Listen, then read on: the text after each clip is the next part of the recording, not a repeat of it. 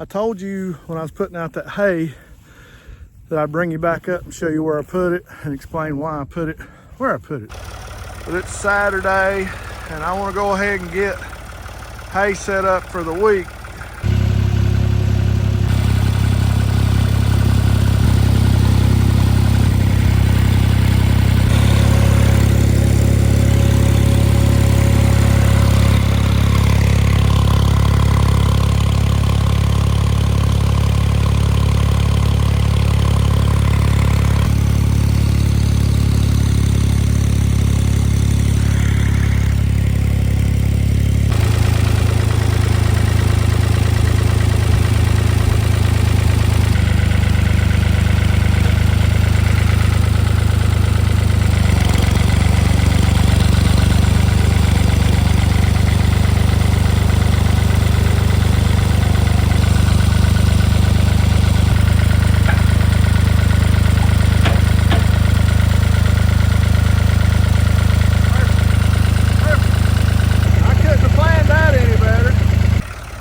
All right, bale number 2 to put out. As you can see, they still got some up there. Since I have to work off farm, which you guys know. And that way you get as much done on the weekends preparing for the rest of the week or for the week ahead. The best you can anyhow, there's always something. Hey buddy, come here. Yeah, your ears are cold. All right, let's go put it out. I'm not gonna show you me driving the tractor putting out a bale of hay, but I do want to show you where I put it, tell you why I put it in the pasture and explain why we don't use hay feeders.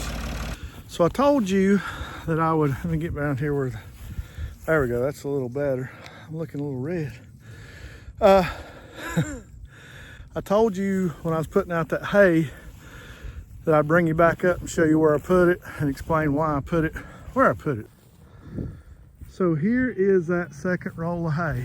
I got to get the strings off of it. You've seen people do that before, but if I step back, this is a cedar tree and it's right near the barn.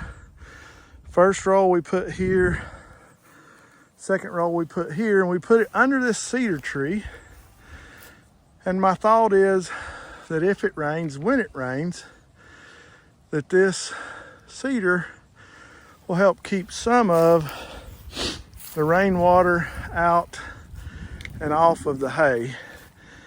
And they disperse it all around. And yes, we do have some loss, but you know what? That's okay. We don't use any feeders. I end up getting more heads caught in feeders and end up spending more money than I feel like's necessary for hay and probably the amount that I would save. And that one down there, as you can see, it was under a cedar tree too. And they've, over the past 5 years, they've actually killed that cedar tree. So it is dead now. I guess they chewed the bark off from around it or something. But I still put it under there. It's still a perfect place for it. Leans up against those trees, don't fall off. That's why I put the hay under this cedar tree, just to try to keep the rain out, give it something to prop against since we're on so much of a hill or slope here. And they feed under it, even if it's raining, you'll still see them under here feeding on it. And once they get it spread out, they actually lay under here during bad weather. Even though they got a barn, they still kind of lay under this cedar on this hay. So that's why we put the hay bale where we put it. Keep it underneath here and try to keep some of the rain off of it. We got a few other places, like up here, we got a couple more cedars that we can do the same thing in here. Late in the winter, some of the bales that I've got, I do some bale grazing just to keep, just to try to add some nutrients and nutrition and some more seed into the pasture. All right, that's why we do what we do. A little crazy, a little out of the ordinary, but hey, I just thought I'd tell you why.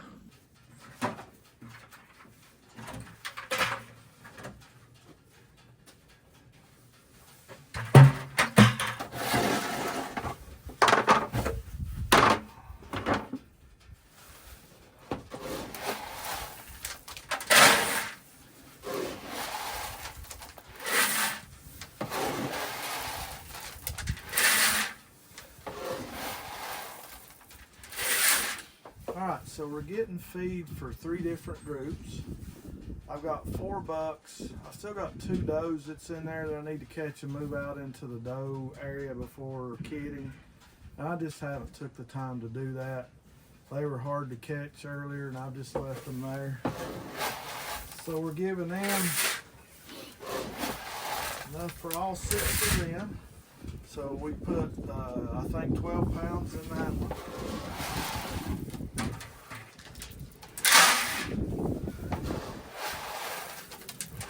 And this is for the group of doelings that we just left.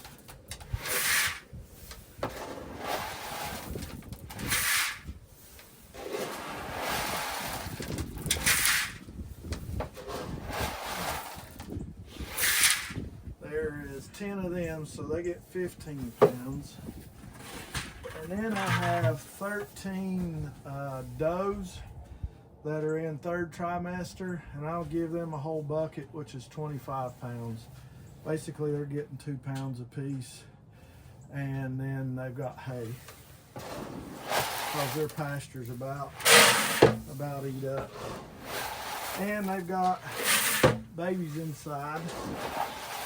And if you average that 13, it's probably 1,300 pounds. And then if you take 2% of that, that'd be 26 pounds of feed if you give them 2% of their body weight. So that's 26. Bucket will hold 25 or 26 pounds of my feed.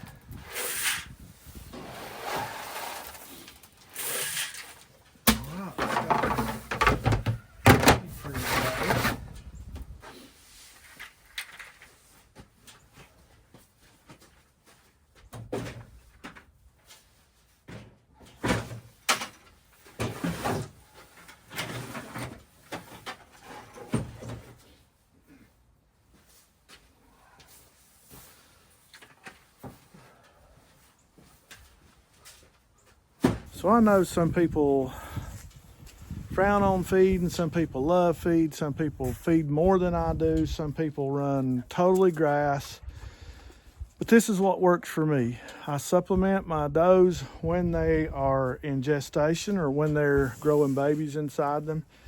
They're in the last trimester. We're less than 30 days.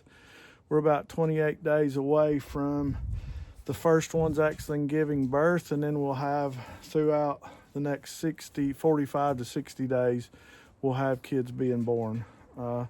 This is what works for us. We supplement them about 2 pounds, 2% each of their body weight along with hay during the winter, and that seems to keep them in good body condition, seems to keep them healthy, making good milk when the babies are born during that lactation period. That's what worked for me. So if you think I'm doing wrong, oh well, it's what worked for me. You can kind of find somewhere in the middle if you don't like the way I'm doing it, but I really think during the winter you're going to have to supplement with something.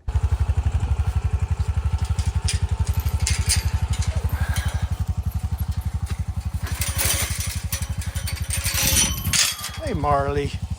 Hey Marley girl. Yeah. All right, let's get Marley some food. Come here. That's a girl. Go on now. Go on. Don't let him have your food, Marley. Come on, let's go. All right, let's go, guys. Whoop. Whoop. Whoop. All right. Now let's go feed the goats. Come on. Come on. Woo. Woo. Come on. Woo. Right there's those 2 does that need to be out, which they're pregnant. The one is due end of December, 1st of January. You can tell she's bagging up really good.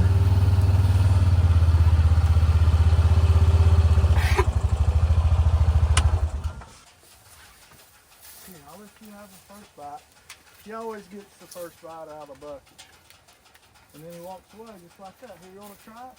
You don't want to try it. Here, let you try it. You're getting used to it too. Crazy? Yeah, but look, I can reach up, grab them when I want to. Here. Easy tricks to catch a goat. All right, come on, girl.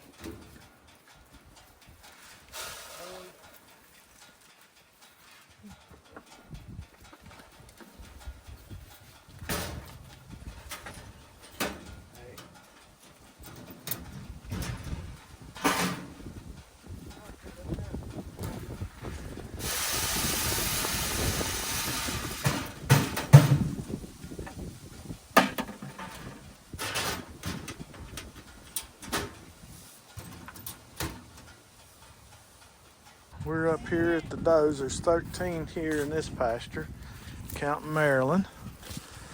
And that one girl right there, yeah, right there, is huge. I hope she'll turn so you can just appreciate how big she is. But anyhow, let's feed these does. We'll feed them down through here. We'll feed Drax, and you'll get a chance to look at everybody. Just count 1, 2, 3, 4, 5, 6, 7, 8, 9, 10, 11, 12, 13. And 12, 13, they're all here.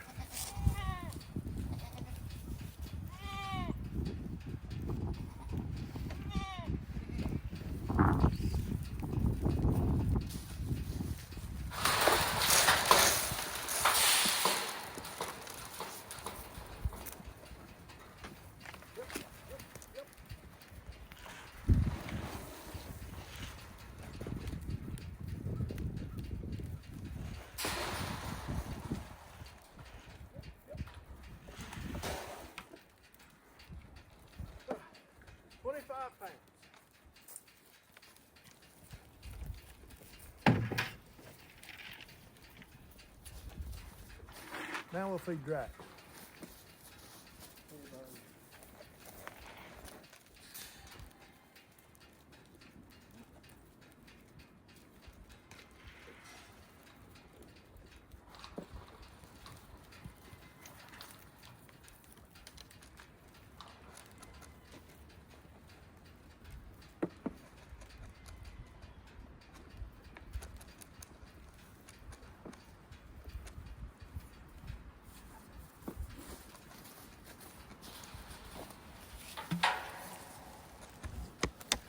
You can probably look down the line and tell who are the most dominant, because there's the ones doing the eating right now.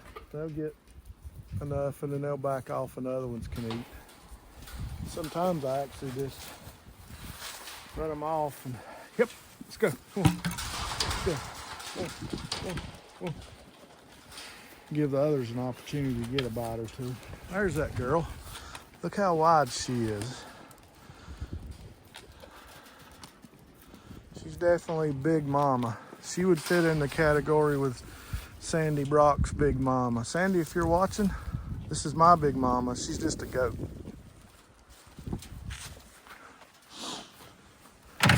Well, we should be having babies in the next 30 days like crazy.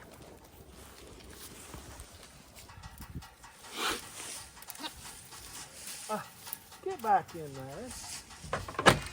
Why'd you do that? Well, come on, let's go. Come on, come on. Let's go. Come on, let's go. Come on. Come on.